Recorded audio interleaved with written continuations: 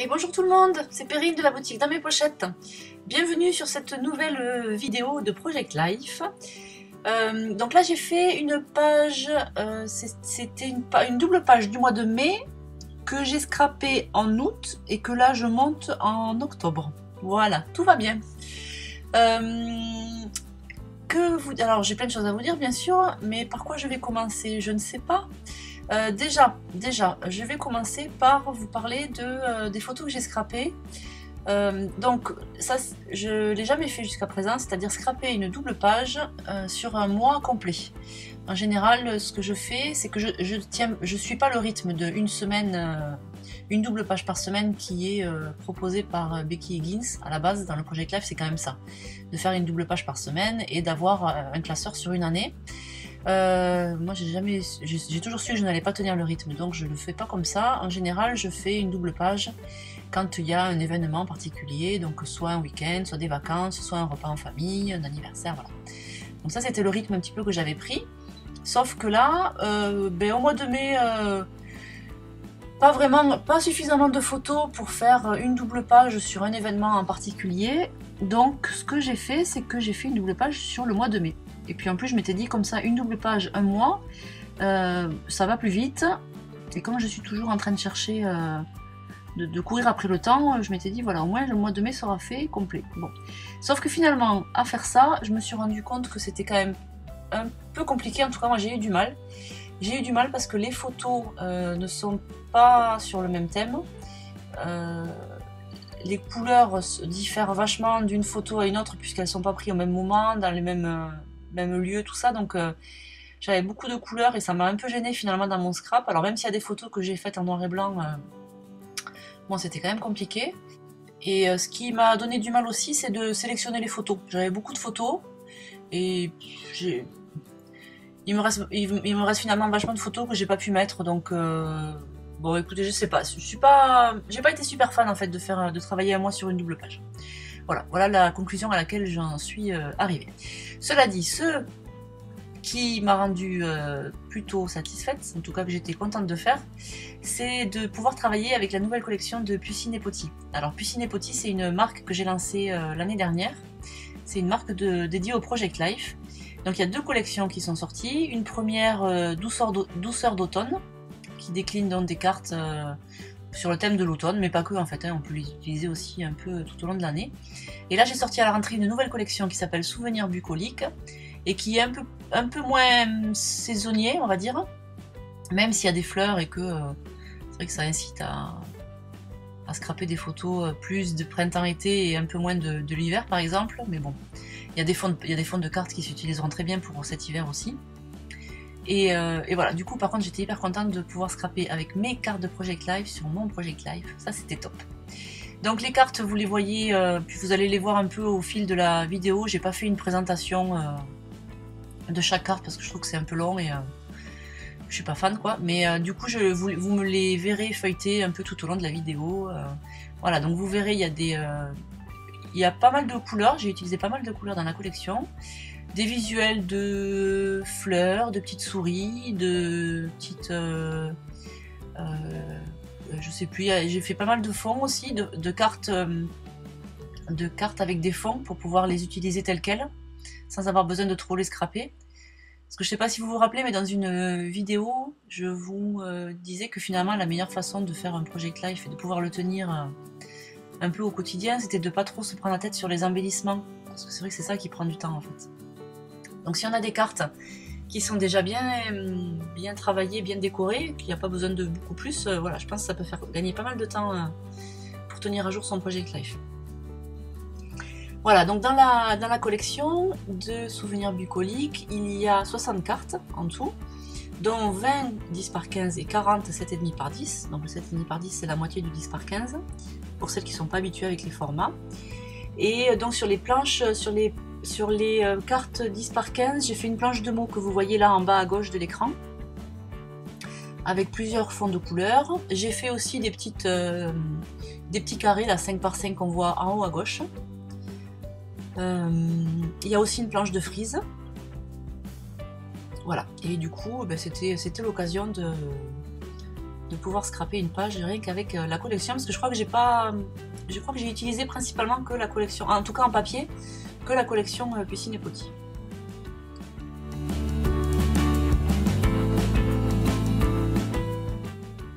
Bon alors là je parle de ma collection, mais je vous dis pas ce que je fais, comment je travaille.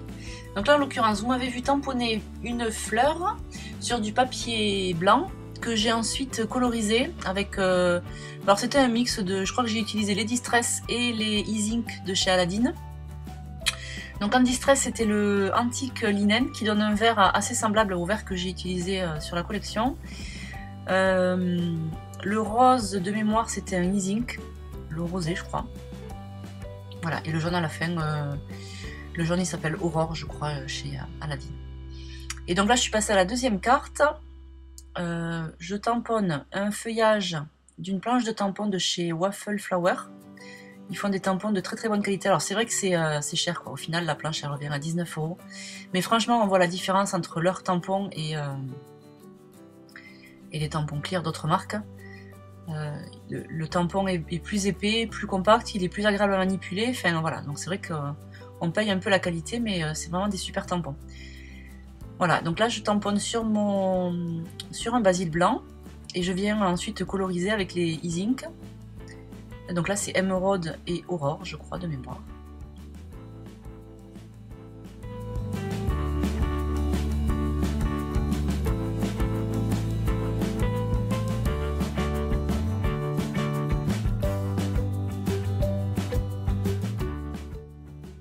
Alors cette vidéo est plus longue que les autres que j'ai l'habitude de faire. En général, j'essaie de me cantonner à 10 minutes de vidéo. Et là, c'est vrai qu'au moment où je tourne, on en est à 18 minutes. C'est long, mais parce que j'ai voulu aussi vous montrer un petit peu tout dans le détail. C'est-à-dire qu'il y a beaucoup de colorisation et de détourage dans cette vidéo. D'ailleurs, c'est quelque chose que je ne conseille pas pour celles qui sont un peu pressées et qui n'ont pas beaucoup de temps. Parce que là, cette page, je l'ai fait, elle m'a pris vraiment du temps. Voilà, donc... mais au moins vous me voyez, alors j'ai essayé de couper de temps en temps pour pas que ce soit vraiment trop long, mais le détourage prend pas mal de temps. Et voilà, donc j'espère que ce format de 18 minutes ne sera pas... que vous êtes bien installé dans votre canapé avec un petit café ou un petit thé, et que vous profitez du paysage.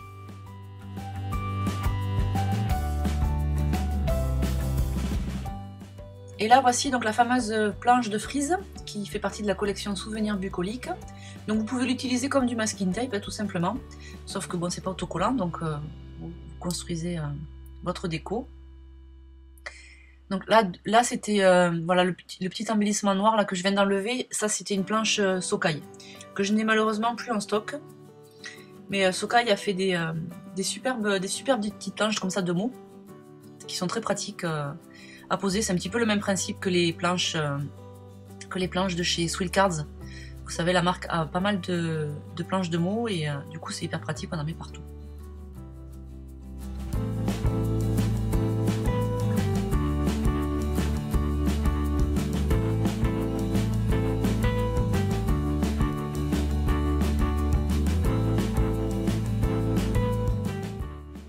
Et donc là je vais changer la carte de fond qui finalement ne me plaisait pas, elle était trop flashy par rapport aux autres cartes que j'avais utilisées.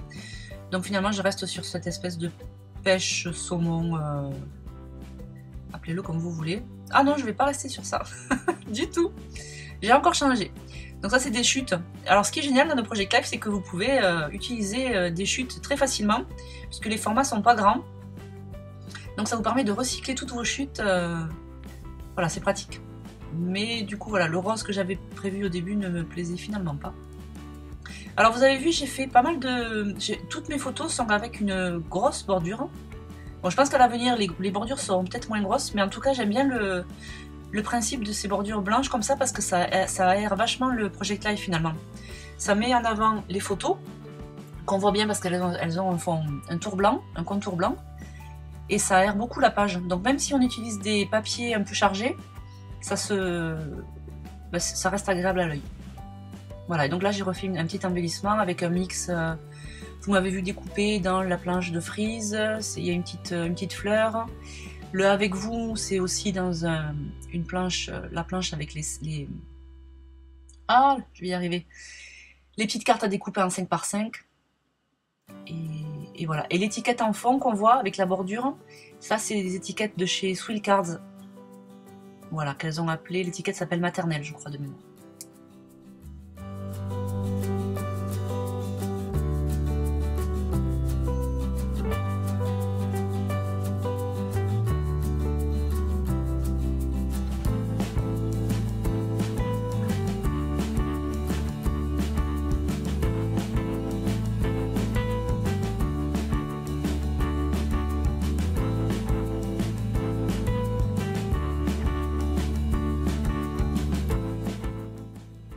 Et donc là, je continue à découper dans mes planches de mots, les mots qui me vont bien. Donc là, sur le fond jaune, c'était Joyeux anniversaire, c'est Capucine qui a fêté ses 4 ans.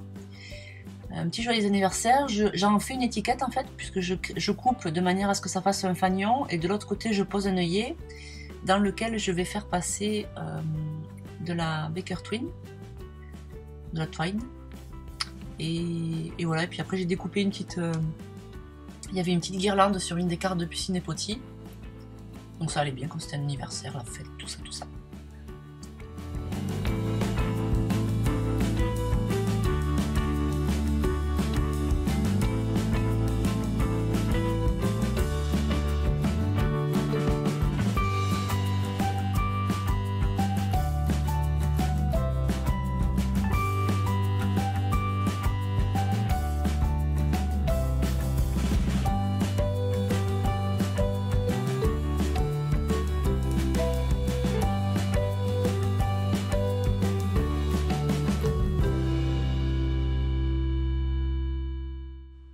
Alors là, je me suis complètement raté mon tamponnage. Donc ce que je fais, c'est que je retamponne sur un fond, sur un papier, que je vais découper, et voilà, ça me fera ma petite étiquette avec le jour, le numéro du jour. Bah, parce que je crois que c'était pas très propre. Mais bon voilà, ça se récupère.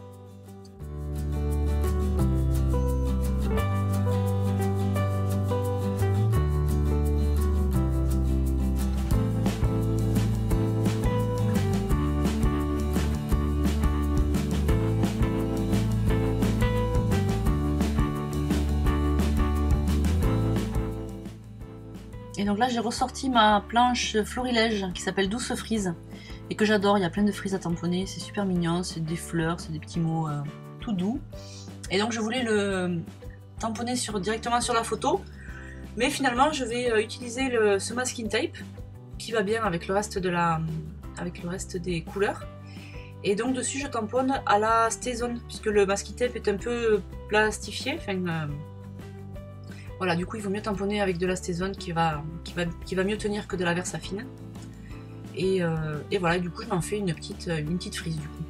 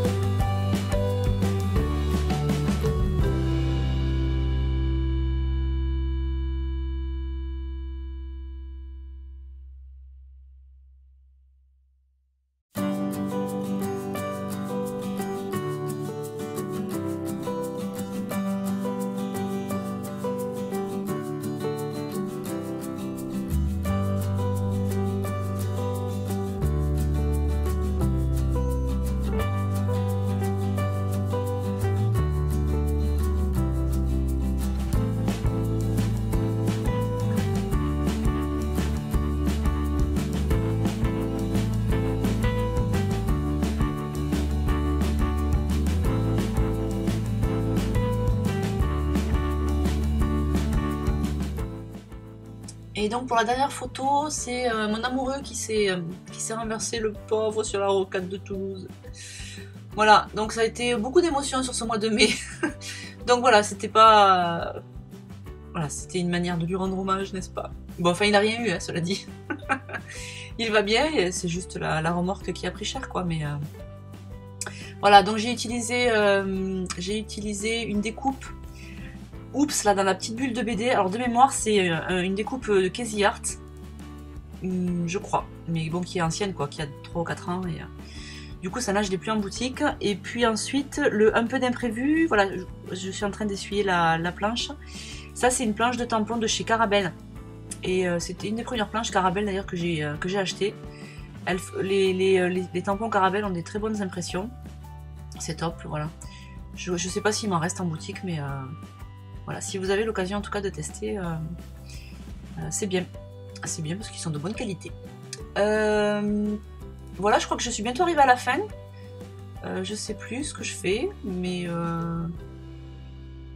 voilà, un petit tampon pour mettre la date. Ah si, je sais. Après, donc au fur et à mesure que je faisais, voilà, au fur et à mesure que je faisais mes cartes que je décorais, je tapais à la machine à écrire mon journaling. Et donc à la fin, je découpe ma feuille et je mets tout mon journaling sur les photos. Voilà, donc je vais vous laisser regarder ça, même si ça n'a pas beaucoup d'intérêt. Et puis je crois que j'arrive même pas au bout parce que j'ai eu un souci avec ma caméra, ça n'a pas filmé jusqu'au bout. Mais bon, en tout cas, je vous mets des photos de des 2 pages en fin de vidéo. Et puis je vais vous souhaiter une agréable fin de journée. En tout cas, moi je suis contente d'avoir pu tourner enfin cette vidéo. Et puis j'espère que les prochaines ne tarderont pas à venir. J'ai vraiment envie d'être régulière dans mon Project Life parce que c'est des super souvenirs quand je vois comment les filles elles feuillettent les albums photos. Enfin, c'est génial, quoi. Donc ne lâchez rien, mesdames, on va y arriver. Je vous souhaite une bonne journée. À très bientôt. Bye.